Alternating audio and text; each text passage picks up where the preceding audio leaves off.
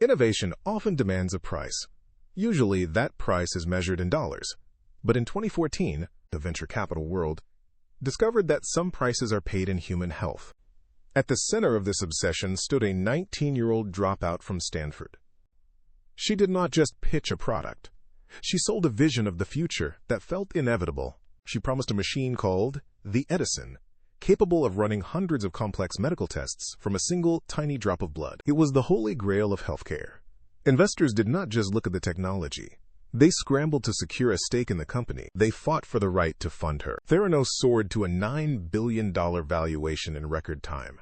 Analysts and media outlets labeled her the next titan of industry.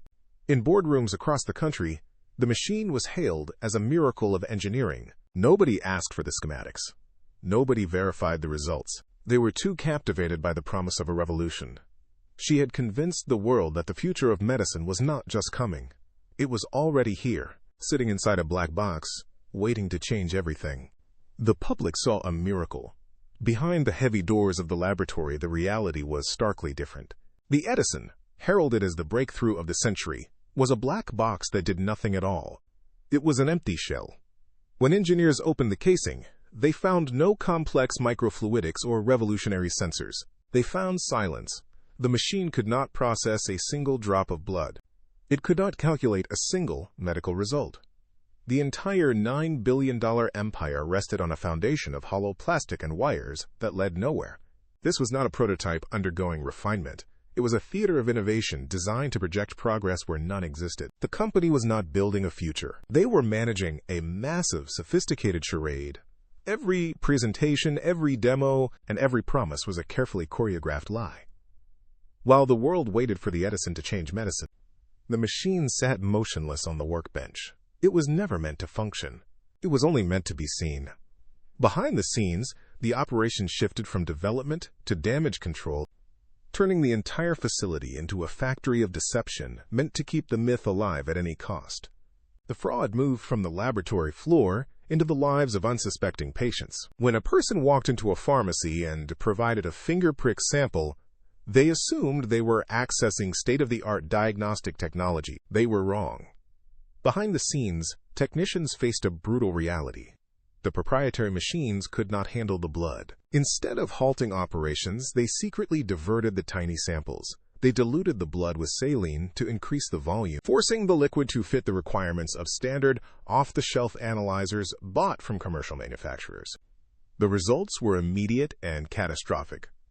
These machines were never intended to process such small, diluted amounts.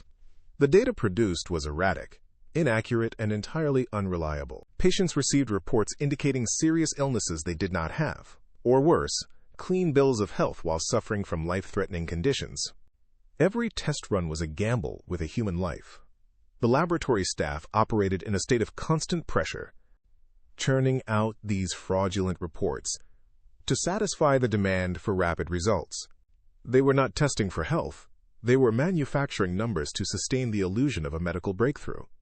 The human cost was buried under a pile of falsified printouts, leaving patients to navigate their medical futures based on pure fiction. How did the charade survive?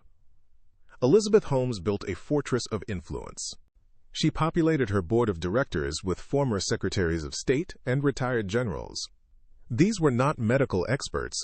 They were political heavyweights who acted as human shields. When journalists dared to question the science, they were not met with data, but with legal notices from the most powerful law firms in the country. The strategy was simple: bury the truth under the weight of reputation. Inside the office, the culture turned toxic. Paranoia became the primary operating procedure. Employees were watched, monitored, and followed. Surveillance cameras tracked every movement, while internal policies forbade any discussion of the technology outside the building. Anyone who showed hesitation was isolated. One whisper of doubt could lead to an immediate exit, followed by ironclad non-disclosure agreements that kept the staff silent.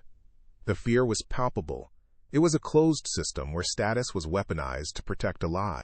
By the time anyone realized the scale of the deceit, the company had already secured its defensive perimeter. They were not just running a business, they were managing a regime of enforced silence, ensuring that the machine remained untouchable, even as the walls began to show their first cracks. The first crack in the fortress did not come from an official inquiry, but from a single, quiet tip.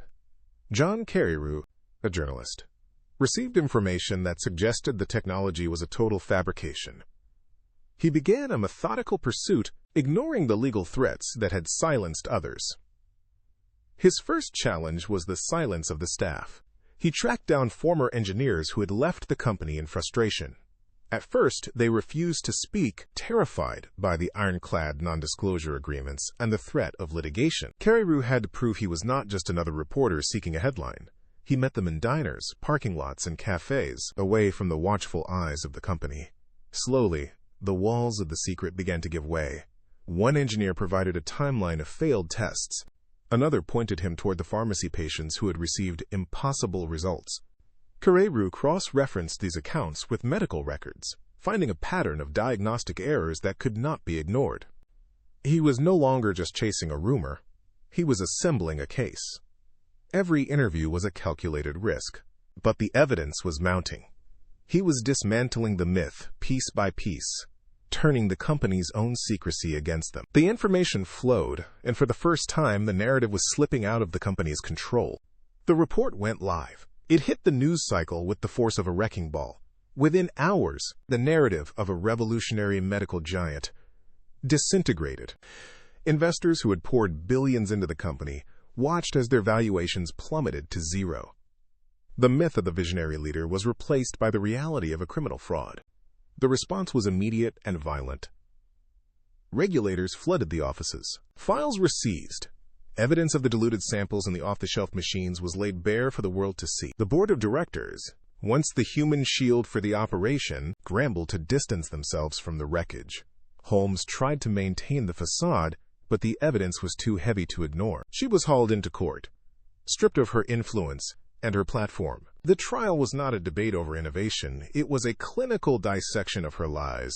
Prosecutors presented the bank records, the falsified test results, and the testimonies of the patients who had been put at risk. The verdict was final. She was convicted of wire fraud. The house of cards had fallen, leaving behind nothing but the cold, hard facts of a systemic deception that had traded human health for capital. The dust settled, but the implications remained. This was not merely a failure of technology or a lapse in judgment. It was a calculated exploitation of the modern hunger for disruption. Theranos stands now as a warning, a physical marker in the landscape of venture capital. It reminds us that when the promise of the future becomes a shield for deception, the cost is not just currency but human lives. We are often blinded by the charisma of those who claim to reinvent the world. We equate boldness with truth and silence with success. But behind the curtain, the reality was a hollow machine, a series of shortcuts, and a profound lack of empathy for the people who trusted the results. Now we are left to sift through the wreckage of that ambition. Was she a visionary who simply lost her way in the pursuit of an impossible dream? Or was she a predator from the very first day? Innovation's hollow core? It matters. Promising to change your life is already waiting. Look closer. What do you see?